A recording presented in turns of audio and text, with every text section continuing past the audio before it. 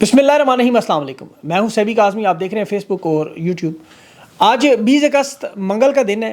اہم خبریں اور آپ کے سامنے پہلے میں رکھ دوں۔ ایک تو عمران خان ایک دفعہ پھر بین الاقوامی میڈیا پر چھا گئے ہیں۔ بڑا انٹرویو خان کا سامنے آیا، برطانوی وزیر اعظم سے ایک بڑا مطالبہ بھی اور ایک طویل جنگ کا خان نے آج اشارہ بھی دیا ہے۔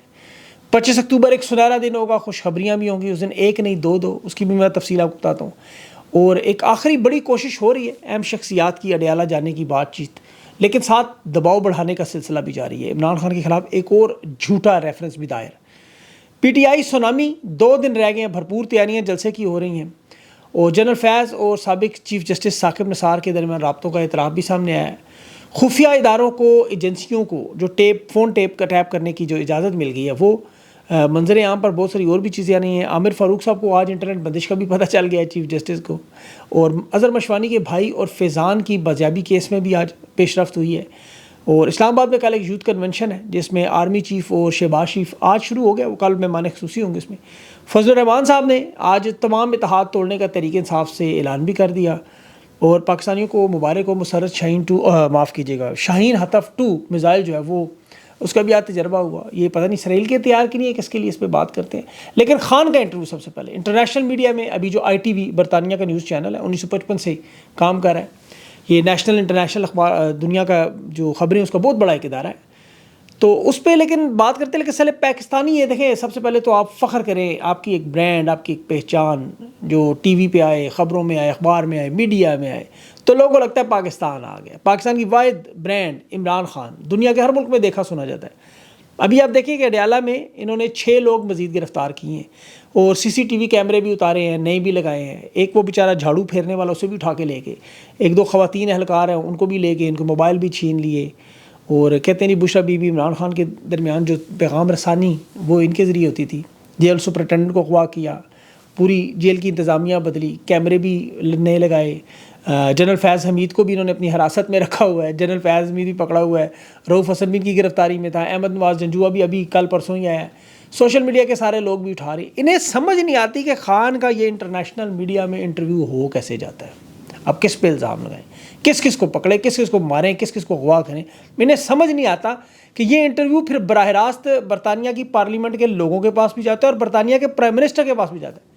آپ کو پتہ ہے اس کی کاپیاں، یہ جو سفارتکاری عمران خان کی سفارتکاری ہے، یہ جس طرح نواز شریف اور مریم نواز مری میں جین میریٹ کو لے کے گھوم کے اسٹیبلشمنٹ اور دنیا کو پیغام دیتے ہیں، خان جیل سے وہ بیانیات ختم کرتا ہے ان کا۔ برطانیہ کے آج وزیر اعظم کو عمران خان نے اس میں کہا کہ الیکشن کی تو تمہیں مبارک ہو بہت، لیکن ذرا سوچو کہ یہ تاریخی فتح کے بعد لیبر پارٹی کو، آپ کے تمام سینیٹرز کو، رہنماؤں کو رات کے اندھیرے میں اغوا کر لیں، الیکشن کی مہم کے دوران انہیں غائب کر دیں، اور مجھے 7/8 کے دہشت گردوں والے سیل میں بے گناہ بغیر کسی جرم کے 200 مقدمات پہ مقبول ترین رہنما کو 24 گھنٹے کیمروں کی نگرانی میں گھر والوں سے بات تک نہ کرنے دی جائے، وہاں رکھ دیا جائے، اور ایک طرف آپ کو تاریخی ووٹ ملے، پورا ملک آپ کو ووٹ دے، اور ووٹ چوری کر کے، آپ کی جیت کو چوری کر کے لے جائیں، تو آپ کو کیا محسوس ہوگا؟ خان نے کہا میری تو اللہ سے قربت ہے، میں اپنی کتابیں پڑھتا ہوں، ایکسرسائز کرتا ہوں، اللہ کے نزدیک ہوں، دماغی صحت کے حوالے سے مضبوط ہوں، کیونکہ مجھے پتہ ہے میری لڑائی اب لمبی ہے۔ چوری کیے گئے اس الیکشن پر اقوام متحدہ کی ورکنگ رپورٹ ہے، اور بے گناہ لوگ جو قید ہوئے ہیں ان پہ بھی رپورٹ ہے۔ امریکہ میں دیکھیں دونوں پارٹیوں نے، ڈونلڈ ٹرمپ، بائیڈن کی دونوں پارٹیوں کے آزاد لوگوں نے، جو ان کے رہنما 368 اراکین نے اس پہ سینٹ پہ کہ یہ الیکشن کالا دم 2 نمبر الیکشن ہے۔ برطانیہ میں بھی یہ ہوا، نشان چھینا، پارٹی چھینی، سارے معاملات آپ کو پتہ ہے۔ عمران خان کے ساتھ کیا کرے، وہ عمران خان نے وہ سارا ذکر کیا۔ اس کے باوجود 93 نشستیں تحریک انصاف جیت کے تمام جماعتوں سے سب سے آگے، اور انہوں نے 18 نشستوں کو 170 بنا دیا۔ اس سارے مشق میں عورتوں کو، بچوں کو اغوا، ان کے گھروں کو تباہ، ان کے مطلب جنہوں نے ووٹ دیا انصاف کے نام پر، آزادی کے نام پر، ان سب لوگوں کو قید۔ اب یہ تمام سوالات آئی ٹی وی نے وکلا کے ذریعے خان کے، آپ کو پتہ جو مشیر ہیں ان سے، لوگوں سے ان کے ذریعے حاصل کیے۔ ماضی میں احمد وقاص جنجوعہ یہی کام کرتا تھا بیچارہ، اس نے 2 دن پہلے، بلکہ جولائی کو بھی جب اسے اغوا کیا گیا تو اس نے بھی انٹرویو ہی کروانا تھا، لیکن انٹرویو پھر بھی ہوا۔ یہ 11 جولائی سے آئی ٹی وی والے کوشش کر رہے تھے۔ تو دیکھیں خان کی ابھی یہ جو مطالبہ برطانوی وزیر اعظم سے یہی تھا کہ آپ انسانی حقوق اور جمہوریت کے چیمپئن ہیں، ہم میری رہائی کی فکر نہ کریں، لیکن دنیا کے اس بڑے سٹیج پر آپ کی ذمہ داری ہے، ایک بڑا ملک ہے۔ فلسطین کے غزہ کی بھی خان نے بات کی اور غیر جمہوری روایات کی بات کی، آزادی اظہار رائے کی بات کی، اور یہاں تک ان کے اپنے ملک میں برطانیہ میں جو مسلمانوں کے ساتھ ہو رہا ہے، ابھی جو ریسنٹلی آپ نے دیکھا حال ہی میں جو کچھ ہوا، خان نے کہا یہ بھی اب آپ کی ذمہ داری ہے، اسلاموفوبیا کو بھی کام کرنا. اور یہ بڑی ہمت ہے کہ جیل میں بیٹھا ہوا بندہ کہتا ہے میری رہا، مجھے چھڑاؤ، مجھے نکالو. خان ان پہ تنقید بھی کر رہا ہے. اور خان کی نامزدگی آکسفورڈ یونیورسٹی کے چانسلر کی بھی آپ کو پتہ ہے، اس کے کاغذات بھی جمع ہوئے ہیں، اور یہ بھی برطانیہ میں ہی موجود ہے. اب خان کامیاب ہوا برطانیہ کے، آپ کو پتہ ہے وہاں کرس پیٹن کو خان ریپلیس کرے گا اگر یہ انشاءاللہ معاملہ الیکشن جیت گئے. سارا معاملہ اسی طرح ہوا. اس دن ہوگا جس دن قاضی فائز کی ریٹائرمنٹ ہے. یہ فیصلہ 25 اکتوبر کو یونیورسٹی کے نتائج کا اعلان ہوگا چانسلر کا، اور 25 کو قاضی صاحب فارغ ہوں گے. یہ پاکستان کے لیے تو اعزاز ہے ہی ہے، تحریک انصاف کے لیے بھی اعزاز ہے. یہ برطانیہ کے لیے، آکسفورڈ یونیورسٹی کے لیے بہت بڑا اعزاز ہے کہ عمران خان جیسا شخص ان کا چانسلر بنے گا. اور یہ پاکستانیوں کے لیے دیکھیں ایک اور ریلیف بھی ہوگی کہ قاضی فائز صاحب سے جان چھوٹ گئی. اب اس وقت سب لوگوں کے ذہن میں یہ ہے کہ خان کی رہائی ہوگی یا ملٹری ٹرائل ہوگا. خان نے تو کہا ہے میری اب لڑائی تھوڑی لمبی ہے. اب ہر بندے کا سوال تقریباً یہ سب کے ذہن میں یہ بات ہے، یہ اسٹک کیرٹ اپروچ کیوں استعمال کی جا رہی ہے؟ ایک طرف دباؤ بڑھایا جا رہا ہے، دوسری طرف بات چیت کے لیے لوگوں کو بھیجا جا رہا ہے. اب ان حالات میں دیکھیں جب تک دونوں فریق برابر نہ ہوں، یہ جتنے بھی ماہرین سے بات ہوئی، جتنے بھی آپ کو انالسٹ سے بات ہوئی، یہ ملٹری ٹرائل تو خیر نہیں ہو سکتا. اس کی وجہ کہ ملٹری ٹرائل ہونے کا نام ہی صرف لینے کا مطلب فوج کروا رہی ہے. ملٹری ٹرائل ایک تاثر جو عمران خان نے دنیا کو پتہ لگ دینا ہے کہ فوج عمران خان اور تحریک انصاف کو ختم کرنا چاہتی ہے. یہ الزام جو ہی سامنے آئے گا، اس کے بعد فوجی عدالتوں کے معاملے پر آپ کو پتہ دنیا سے جو دباؤ اور پریشر آئے گا. ابھی سویلین کے معاملے پر وہ نہیں بولتے کہ یہ عدالتیں کر رہی ہیں، فوجی عدالتوں کا نام آ جائے اور اس کے بعد پھر معاملات یوگینڈا والے اور کانگو والے اور چاڈ اور جبوتی ان ممالک والے. اب مذاکرات تب ہوتے ہیں جب دونوں برابر ہوں. اس وقت عمران خان ان سے زیادہ طاقتور ہے.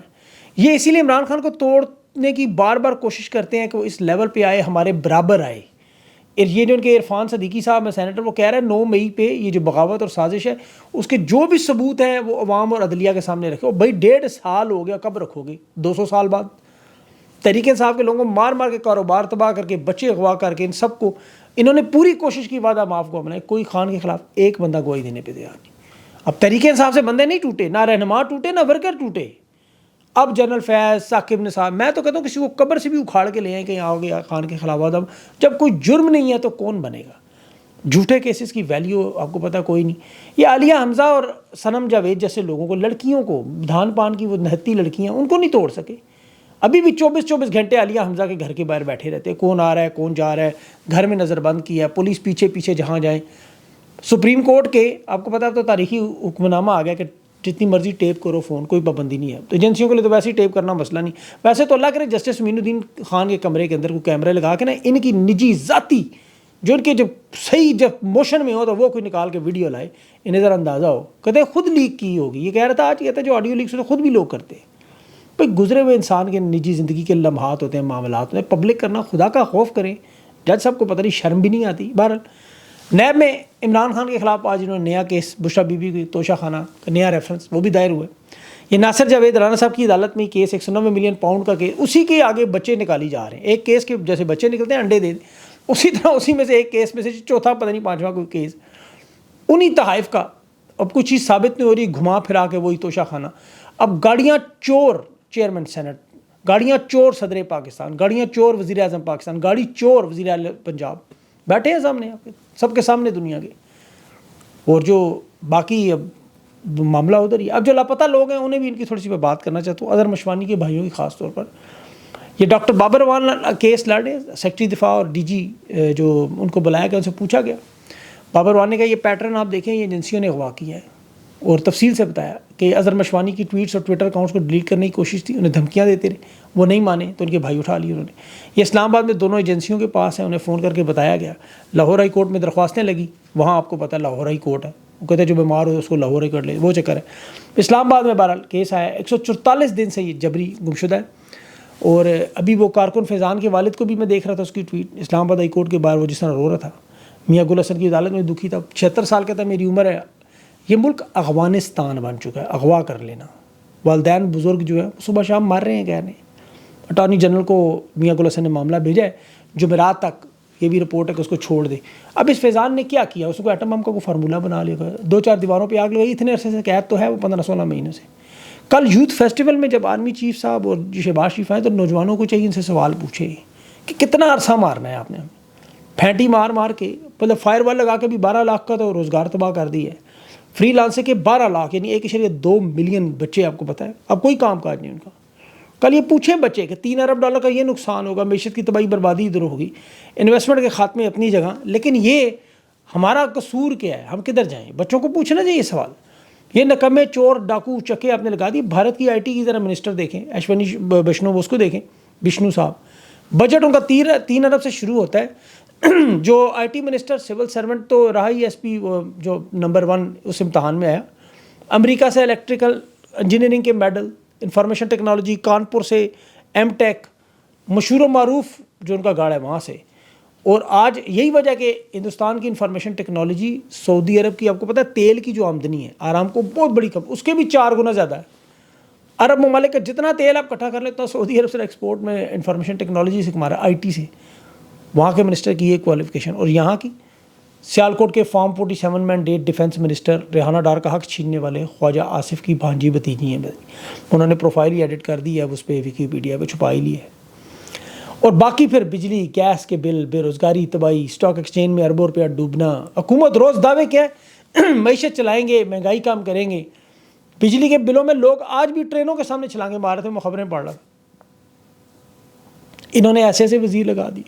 وہ اویس لغاری صاحب فرما رہے تھے 2 گھنٹے لوڈ شیڈنگ روزانہ بند کریں, 50 ارب بچا سے. تو 200 بندے آپ جیسے ملک سے اٹھا لیں, اور یا آپ حرام کھانا چھوڑ دیں سارے, یا پاکستان چھوڑ دیں کچھ عرصے کے لیے.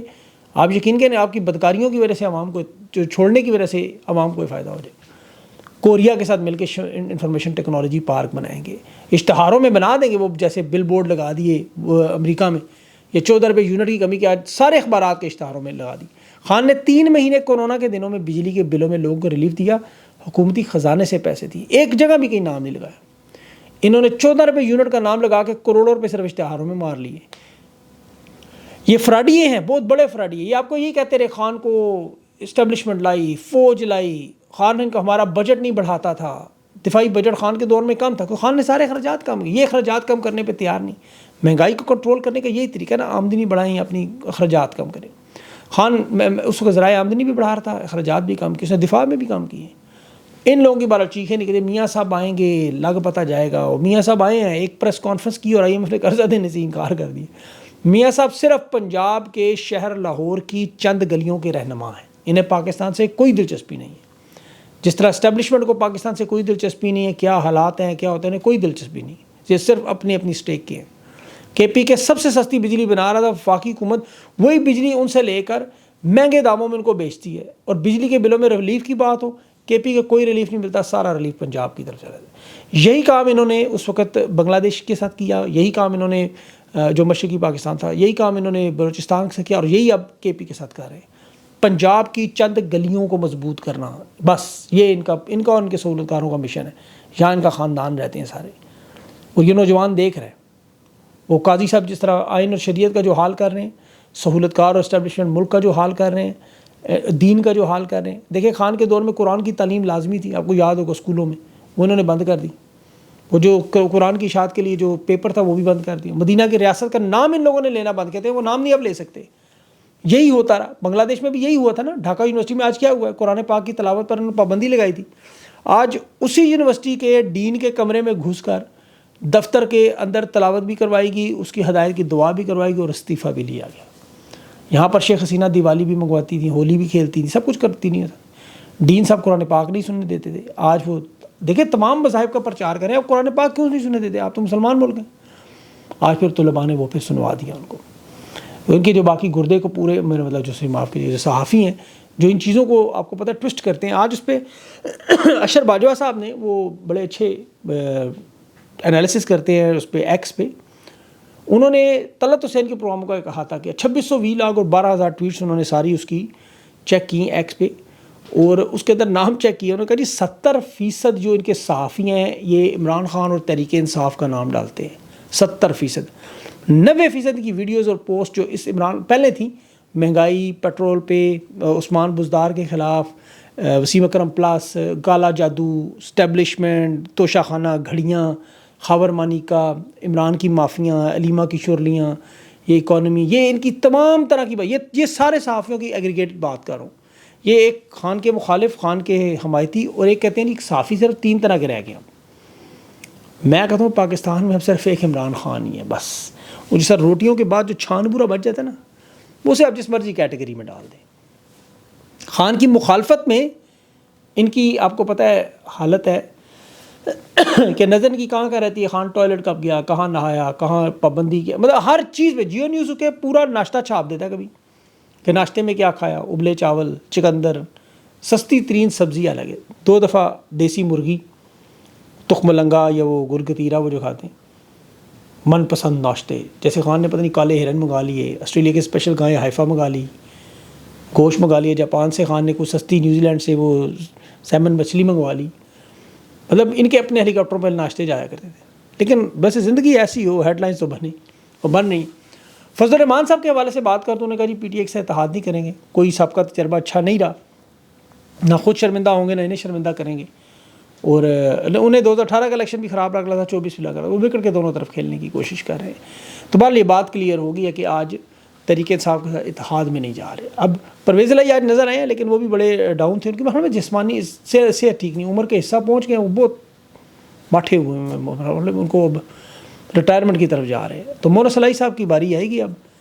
مونس الہی صاحب ملتے بھی نہیں ہیں، پتہ نہیں اب ان کا انٹرویو کرنا چاہتا ہوں میں، ان کو اگر یہ پیغام ملے تو ان سے بہت ساری باتیں ڈسکس ہے۔ آپ بندے تو سمجھدار ہیں بڑے۔ اپنا خیال رکھیں، مجھے اجازت دیں، اگلی بھی لاکھ۔ اللہ حافظ۔